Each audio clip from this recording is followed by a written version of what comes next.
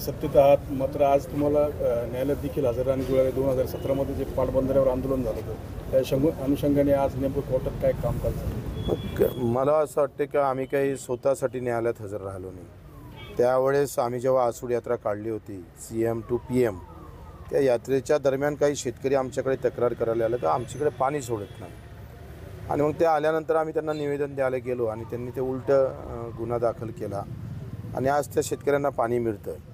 आम्ही जरी कोर्टात काय म्हणतं एरझारा मारत असलो, आता ते शेतकरी मला दिसत नाही, पण आम्ही कोर्टात आम्ही दिसतोय. हा फरक आहे. कसं आहे का आखरी शेतकऱ्यासाठी म्हणून करा तर फार नाव होत नाही, जातीसाठी केलं तर माणूस मोठा होतो.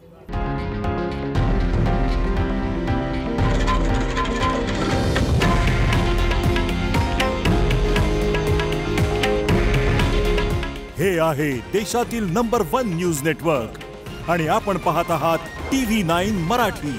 काळजी तुमची, हित महाराष्ट्राचं.